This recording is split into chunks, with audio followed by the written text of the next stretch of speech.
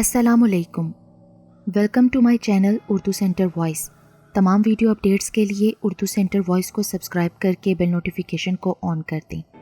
तो आइए सुनते हैं आज की वीडियो में एक खौफनाक और नाकाबिले यकीन कहानी। आज गज़ब की बारिश हो रही थी और काफ़ी देर से हो रही थी।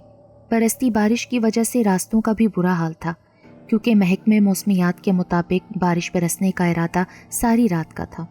बारिश मज़ीद तेज़ से तेज़ तर होती जा रही थी। बिजली भी खूब चमक रही थी और बादलों का गरजना तो वैसे भी बारिश के साथ रहा है। काले रंग की एक बड़ी कार उस बरसती बारिश की रात में काफ़ी देर से नॉर्मल स्पीड से सड़क पर जा रही थी। कार की ड्राइविंग सीट पर मशहूर बिजनेसमैन कामरान मिर्ज़ा बैठे थे। वो कपड़े के बहुत बड़ी मिल के मालिक थे। साथ वाली सीट पर उनका 25 साला बेटा फराज बैठा हुआ था, जबकि पिछली सीट पर उनकी बीवी जीनत बेगम और साथ ही उनकी 20 साला बेटी मारिया बैठी हुई थी। मारिया कानों में हैंड्स फ्री लगाए गानों से लुत्फ अंदोज हो रही थी। कामरान साहब सिगरेट सुलगाए गहरे गहरे कश ले रहे थे।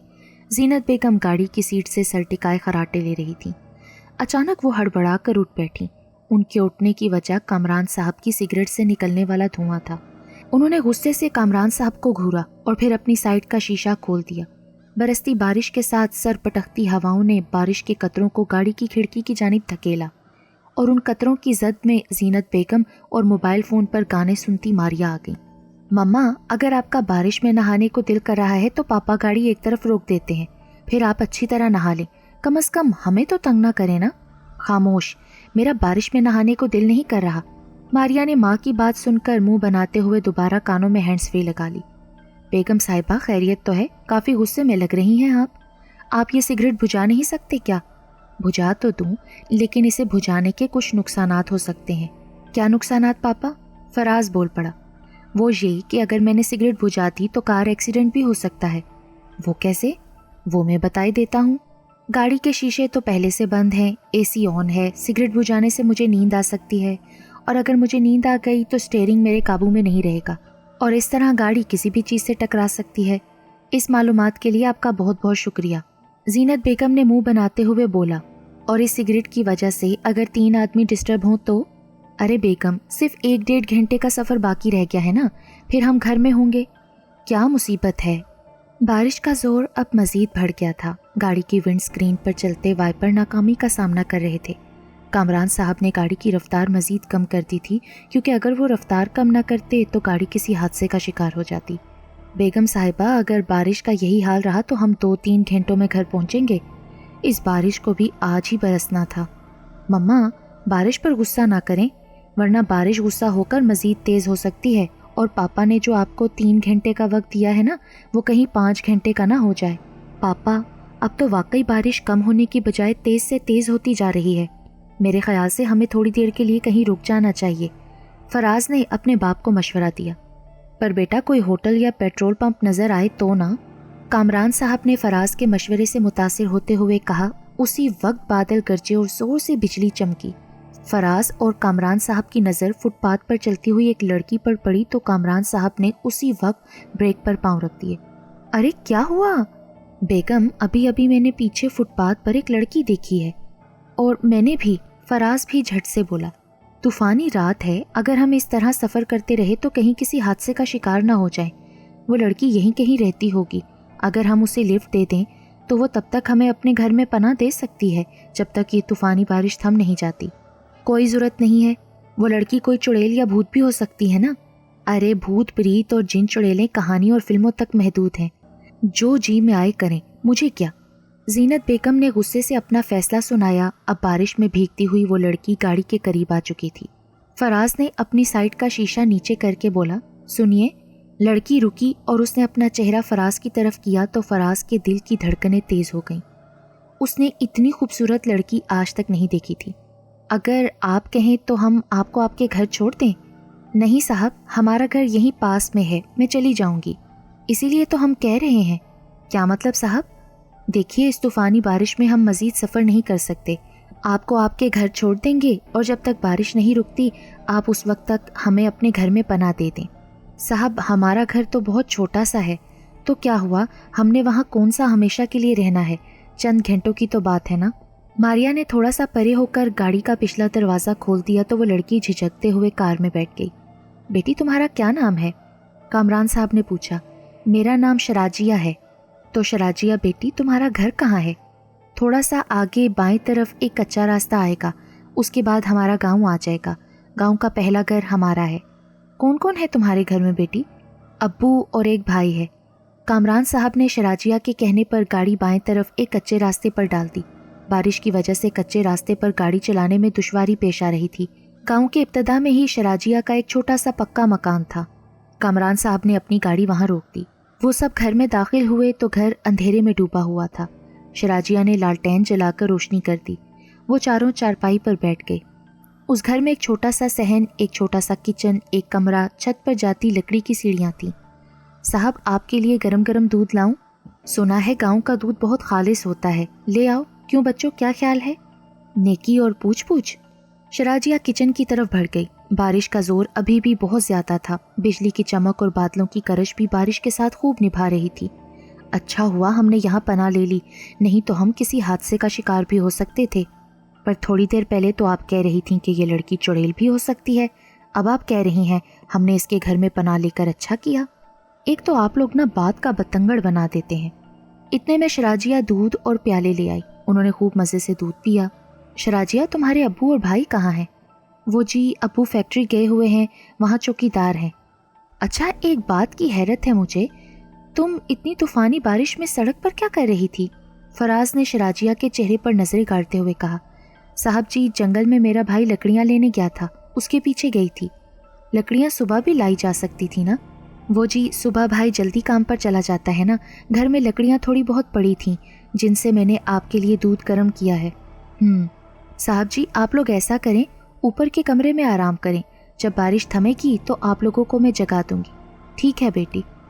بارش کا ارادہ ابھی رکنے والا نہیں تھا۔ فراز چارپائی پر لیٹا چھت کو گھور رہا تھا۔ کامران صاحب، زینت بیگم، ماریا تو گہری نیند کے مزے لوٹ رہے تھے، جبکہ فراز شراجیہ کے خیالوں میں ڈوبا ہوا تھا۔ اس نے اپنی زندگی میں اتنی خوبصورت لڑکی نہیں دیکھی تھی، اوپر سے اس کا سادہ انداز۔ شاید اس بارش نے مجھے شراجیہ سے ملانا تھا۔ فراز نے اپنے فیملی ممبرز پر نگاہ ڈالی، وہ گہری نیند میں تھے۔ وہ چارپائی پر اٹھ کر بیٹھا، پھر شوز پہنے اور ایک طرف بنی لکڑی کی سیڑھی کی طرف بڑھا۔ سیڑھی کے اوپر دیوار پر ایک چھوٹا سا روشن دان تھا۔ فراز نے دیکھا بارش کی رفتار مسلسل بڑھ رہی تھی۔ وہ سیڑھی کے ذریعے نیچے اترا۔ وہ نیچے بنے اکلوتے کمرے میں داخل ہوا تو اس نے دیکھا شراجیہ چارپائی پر آنکھیں بند کیے سو رہی تھی۔ فراز اس کی چارپائی کے پاس کھڑے ہو کر اسے دیکھنے لگا۔ شراجیہ بلا کی خوبصورت لگ رہی تھی۔ اچانک فراز کے دماغ پر شیطان حاوی ہو گیا۔ وہ شراجیہ کے چہرے پر جھکا، اس سے پہلے کہ وہ اپنے ہونٹ شراجیہ کے خوبصورت ہونٹوں پر رکھتا۔ اچانک شراجیہ نے اپنی دونوں آنکھیں کھول دیں اور فراز چیختا ہوا پیچھے ہٹا۔ چیخنے کی وجہ شراجیہ کی آنکھیں کھولنا نہیں تھا، بلکہ آنکھوں کی جگہ دو دہکتے ہوئے انگارے تھے۔ شراجیہ چارپائی سے اٹھ کر کھڑی ہوئی۔ فراز کا جسم پوری طرح کانپ رہا تھا۔ اچانک شراجیہ کے چہرے کے خد و خال بدلنا شروع ہو گئے۔ اب جو لڑکی فراز کے سامنے کھڑی تھی اسے دیکھ کر بے اختیار فراز کے منہ سے نکلا، تم؟ ہاں میں۔ لڑکی کی غرائی ہوئی آواز فراز کے کانوں میں پڑی، ساتھ ہی وہ لڑکی اچھلی اور فراز کو لیتی ہوئی فرش پر جا گری۔ دیکھو تم مجھے معاف کر دو۔ کیا تم نے مجھے معاف کیا تھا؟ لڑکی نفرت زدہ لہجے میں بولی۔ ساتھ ہی اس نے ہنسنے کے لیے منہ کھولا تو فراز نے دیکھا کہ اس لڑکی کے سامنے کے لمبے اور نوکیلے دانت تھے۔ اس لڑکی نے اپنے نوکیلے دانت فراز کی گردن میں گاڑ دیے۔ دروازے پر زوردار دستک ہوئی، جسے سن کر ماریا ہڑبڑا کر اٹھ بیٹھی۔ اس کی نگاہ فراز کی چارپائی پر پڑی تو وہ خالی تھی۔ ہیں، فراز بھیا کہاں گئے؟ ماریا حیرانگی سے بڑبڑائی، ساتھ ہی دروازے پر دستک کی آواز ایک مرتبہ پھر سنائی دی تو ماریا نے کامران صاحب اور زینت بیگم کو دیکھا۔ وہ صاف سمجھ گئی کہ وہ ایسی گہری نیند میں ہے کہ انہیں جگانے میں اگر وہ لگ گئی تو دروازے پر دستک دینے والا دروازہ توڑ دے گا۔ وہ اٹھ کر بیٹھی اور لکڑی کی سیڑھی کے ذریعے چھت سے نیچے اتری۔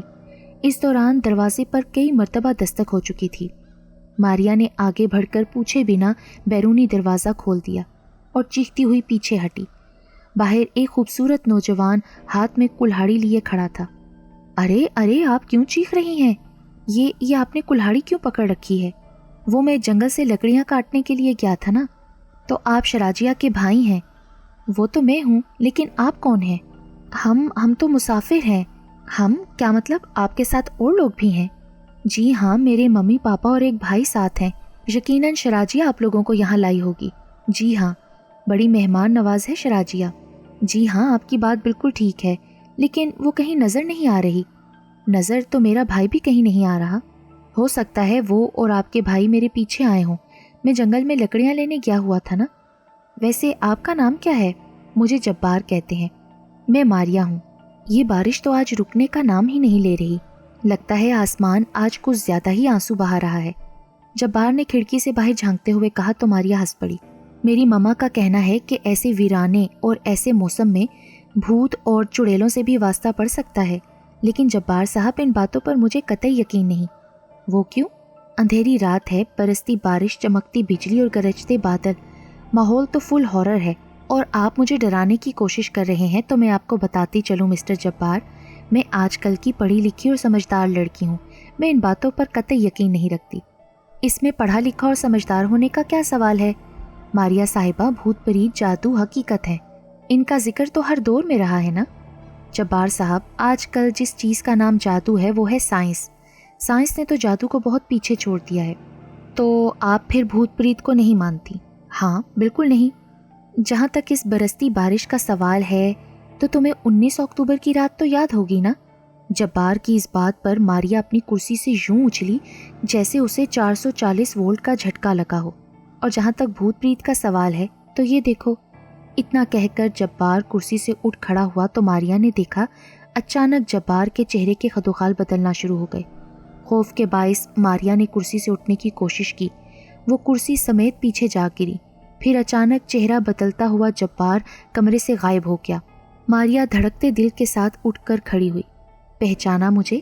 اچانک ماریا کو اپنے پیچھے سے کرخت ڈراؤنی غراتی ہوئی مردانہ آواز سنائی دی۔ ماریا تیزی سے گھومی۔ ماریا کے پیچھے ایک خوبصورت نوجوان وہی کلہاڑی ہاتھ میں پکڑے کھڑا تھا جو تھوڑی دیر پہلے جبار کے ہاتھ میں تھی۔ تم؟ بے اختیار ماریا کے منہ سے نکلا۔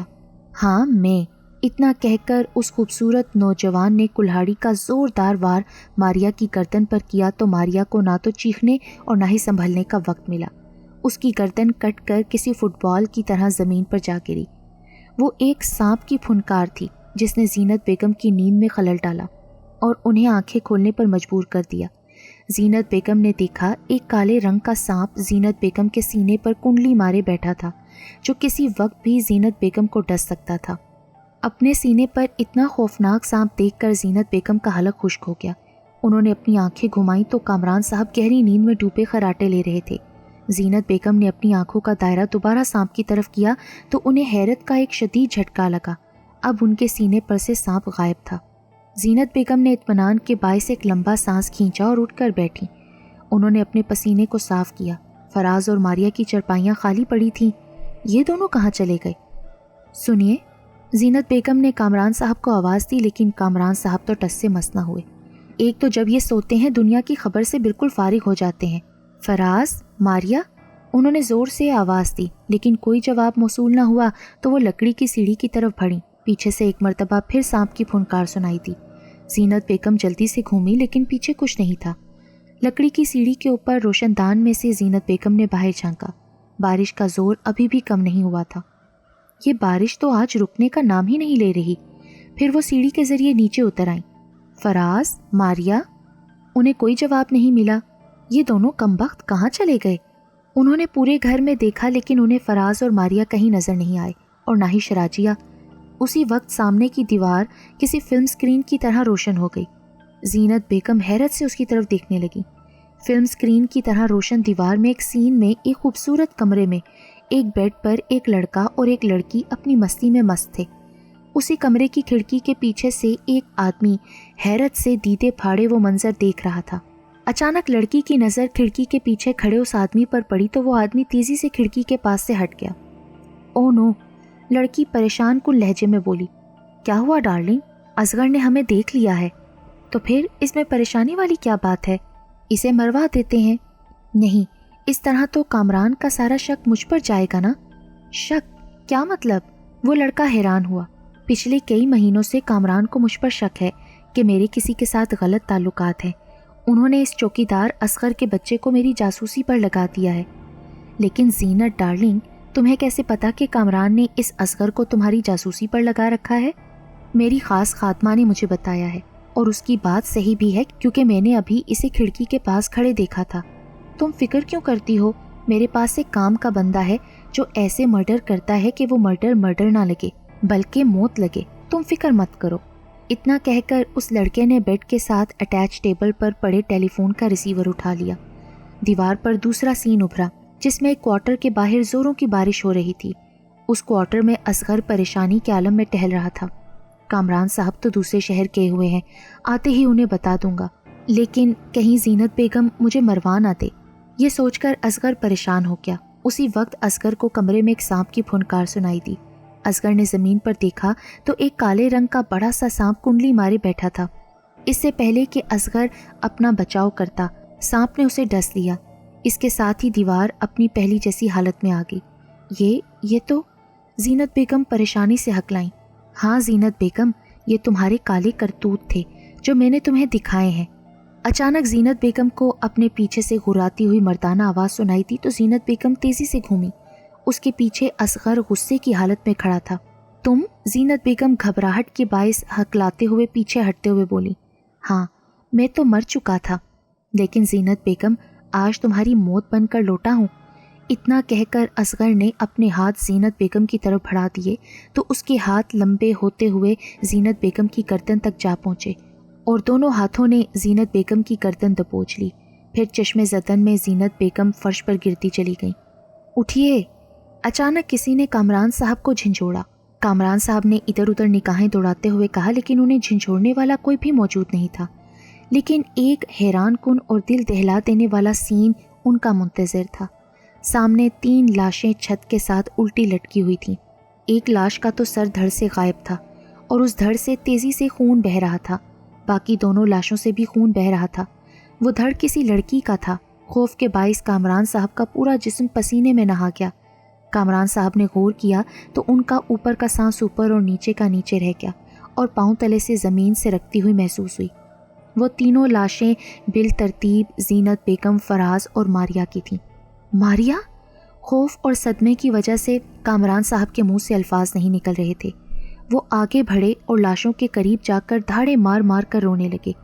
اسی وقت مخالف سمت کی دیوار کسی فلم سکرین کی طرح روشن ہو گئی اور اس دیوار پر زینت بیگم کی کالی راتوں اور کالے کرتوتوں والا سین چل رہا تھا. وہ سین دیکھ کر کامران صاحب نے حیرت سے اپنی بیگم کی الٹی لٹکی لاش کی طرف دیکھا. اب اسی دیوار پر ایک نیا سین ابھرا. اس سین میں ایک خوبصورت لڑکا ماریا کا راستہ روک کے کھڑا تھا. ماریا، میں تم سے محبت کرتا ہوں. وٹ؟ ماریا چلائی. تمہاری یہ جرت؟ ماریا آپے سے باہر ہو گئی. تمہاری جرت کیسے ہوئی مجھ سے یہ بیہودہ بات کہنے کی؟ وہاں کئی اسٹوڈنٹس جمع ہو چکے تھے. لیکن تم نے بھی تو کچھ دن پہلے یہی بیہودہ بات مجھ سے کہی تھی نا کہ میں تم سے محبت کرتی ہوں. وہ تو میں تم سے مذاق کر رہی تھی. مذاق؟ وہ لڑکا جیسے چیخا. کسی کے احساسات سے کھیلنا مذاق ہوتا ہے کیا؟ میں تو تمہاری طرف دیکھتا بھی نہیں تھا. تم بار بار مجھ سے یہی کہتی تھی کہ تم مجھ سے محبت کرتی ہو اور میں تم سے کہا کرتا تھا کہ میں غریب لڑکا ہوں، تم ایک امیر ذاتی. جواباً تم کہا کرتی تھی تو کیا ہوا؟ عشق امیری غریبی نہیں دیکھتا. عشق تو بس ہو جاتا ہے، یہ ذات پات کو نہیں دیکھتا. اور جب تمہاری ضد کے آگے میں ہارا تو تم نے مجھے اپنے دوستوں کے بیچ لا کر بے عزت کر دیا کہ تم نے اپنے دوستوں سے شرط لگائی تھی کہ تم مجھے پیار کرنے پر مجبور کر دو گی. پیار کا دیا جلا کر بجھایا نہیں جاتا ماریا، بلکہ پیار کے دیے کو تو آندھیوں اور طوفانوں سے بچایا جاتا ہے تاکہ وہ بجھے نہ، بلکہ ہمیشہ کے لیے جلتا رہے. ہٹو میرے راستے سے. اتنا کہہ کر ماریا بیرونی گیٹ کی طرف بڑھی. اسی دیوار پر سین بدلا. اس سین میں ماریا 2 لڑکوں کے ساتھ کھڑی تھی. مجھے ہر حال میں اس کی موت چاہیے. وہ تو مر جائے گا لیکن بدلے میں مجھے کیا ملے گا؟ تم جو کہو گے عامر تمہیں وہ ملے گا. کچھ بھی؟ ہاں کچھ بھی. بس تو پھر تم کاشف کو فون کرو اور اس سے کہو کہ مجھے اپنی غلطی کا احساس ہو گیا ہے. میں بھی تم سے پیار کرتی ہوں اور ابھی تم سے شہر سے باہر فلاں جگہ پر ملنا چاہتی ہوں. لیکن اگر وہ نہ آیا تو؟ وہ تمہارے عشق میں اس وقت اندھا ہے. تمہارے ایک اشارے پر وہ جہنم میں بھی جا سکتا ہے. عامر نے کہا تو ماریا نے مسکراتے ہوئے موبائل پر کاشف کے نمبر ڈائل کرنے شروع کر دیے. اسی دیوار پر پھر سین بدلا. جس میں زبردست بارش ہو رہی تھی۔ ایک خالی جگہ پر ماریا اور کاشف کھڑے تھے۔ کاشف، میں پہلے واقعی تم سے مذاق کر رہی تھی، لیکن آج تمہاری تڑپ دیکھ کر مجھے اندازہ ہو گیا ہے کہ تم واقعی مجھ سے محبت کرتے ہو۔ آؤ میری باہوں میں آ جاؤ۔ کاشف مسکراتا ہوا ماریا کی طرف بڑھنے لگا تو فضا ایک زوردار چیخ سے کانپ اٹھی۔ اچانک عامر نے کاشف کی پیٹھ میں دل کی جگہ خنجر گھونپ دیا تھا۔ کاشف زمین پر پڑا تڑپنے لگا۔ کامران صاحب حیرت سے الٹی لٹکی بغیر سر کے ماریا کی لاش کی طرف دیکھنے لگے، پھر دوبارہ دیوار کی طرف دیکھا۔ دیوار پر سین بدلا۔ ایک کمرے میں چارپائی پر پڑی لاش کے گرد کچھ عورتیں بیٹھی آنسو بہا رہی تھیں۔ ایک خوبصورت لڑکی اس لاش پر کچھ زیادہ ہی آنسو بہا رہی تھی۔ پھر اس نے لاش پر سے کپڑا ہٹایا تو کامران صاحب نے دیکھا وہ لاش کاشف کی تھی۔ بھیا، وہ لڑکی یہ کہتے ہوئے زاروں قطار رونے لگی۔ باقی عورتیں اسے سنبھالنے لگیں۔ اسی دیوار پر سین بدلا۔ وہی لڑکی جو کاشف کی لاش پر آنسو بہا رہی تھی فراز کے ساتھ ایک کمرے میں آنسو بہا رہی تھی۔ فراز، میں اندر سے ٹوٹ چکی ہوں۔ دیکھو نازیہ، روتے نہیں، اگر کوئی چلا جائے تو اس کے ساتھ کوئی تھوڑا چلا جاتا ہے۔ ماں بچپن میں ساتھ چھوڑ گئی، کچھ بڑی ہوئی تو باپ کو سانپ نے ڈس لیا، اور بھائی آج مردہ حالت میں ملا ہے۔ مجھے یوں لگتا تھا کہ تم مجھ پر ہوس بھری نگاہیں ڈالتے ہو، اسی لیے مجھے تم سے نفرت تھی، لیکن آج مجھے لگا کہ تم ہی واحد میرا آسرا ہو۔ تم نے مجھ سے کہا تھا نا کہ تم مجھ سے شادی کرو گے، اسی لیے میں تمہارے پاس آئی ہوں۔ میں تم سے شادی ضرور کروں گا میری جان، فراز نے اسے باہوں میں بھرتے ہوئے کہا۔ یہ تم کیا کر رہے ہو؟ نازیہ اپنے آپ کو چھڑاتے ہوئے اسے علیحدہ ہوتے ہوئے بولی۔ تمہارا آسرا بن رہا ہوں نا نازیہ؟ اتنا کہہ کر فراز نے پھر نازیہ کو اپنی طرف کھینچا۔ چھوڑو مجھے ذلیل انسان، میں تمہارے معاملے میں دھوکہ کھا گئی۔ نازیہ نے ایک زوردار تھپڑ فراز کے گالوں پر دے مارا اور اپنا دوپٹہ سنبھالتے ہوئے بیرونی دروازے کی طرف بڑھی تو اسی وقت دو ہٹے کٹے نوجوان دروازہ کھول کر اندر داخل ہوئے۔ نازیہ ٹھٹک کر رکی۔ نازیہ میری جان، آج تو میں اپنی بھوک مٹا کر ہی رہوں گا۔ بڑا انتظار کروایا تم نے، اور جہاں تک شادی کا سوال ہے تو ایسے وعدے تو میں تم جیسی بے شمار دو کوڑی کی لڑکیوں سے کر چکا ہوں، اور ان کے ساتھ بھی وہی کرتا ہوں جو آج تمہارے ساتھ ہوگا، فراز نے نازیہ سے کہا۔ پھر کامران صاحب نے ایک انتہائی شرمناک منظر دیکھا۔ فراز اور اس کے دوستوں نے نازیہ کی عزت کے پرخچے اڑا دیے۔ کٹی پٹی نازیہ اس گھر سے باہر نکلی تو آسمان بھی اس کی حالت پر آنسو بہا رہا تھا۔ پھر اچانک وہ ایک گاڑی سے ٹکرائی اور عزت کے ساتھ ساتھ زندگی بھی ہار گئی۔ اس کے ساتھ ہی وہ دیوار اپنی پہلے جیسی حالت میں آ گئی۔ کامران صاحب نے حیرت سے فراز کی لاش کی طرف دیکھا کامران صاحب اپنی اولاد اور بیگم کے کارنامے؟ اچانک کامران صاحب کے کانوں میں ایک مردانہ آواز پڑی تو وہ تیزی سے گھومے۔ پیچھے بالترتیب اصغر، کاشف اور نازیہ کھڑے تھے۔ یہ کیا ہو گیا؟ کامران صاحب ہکلاتے ہوئے بھرائی آواز میں بولے۔ کامران صاحب، آپ کی بیگم زینت بیگم بدخصلت عورت تھیں۔ آپ کے کہنے پر میں نے اس کی جاسوسی کی اور اس نے مجھے مروا دیا، لیکن آپ کی اولاد بھی ماں جیسی نکلی۔ انہوں نے میرے بعد میرے خاندان کا پیچھا نہیں چھوڑا۔ آپ نے دیکھ ہی لیا کہ ان کے ساتھ کیا ہوا، لیکن آج ہمارا انتقام پورا ہو گیا۔ ہم نے اپنا انتقام پورا کر لیا، اصغر نے خوشی سے کہا۔ کامران صاحب غمزدہ نظروں سے ان لاشوں کی طرف بار بار دیکھ رہے تھے۔ اس کے علاوہ اب وہ کر بھی کیا سکتے تھے؟ بارش تھم چکی تھی اور صبح کی کرنیں ہر طرف پھوٹ رہی تھیں۔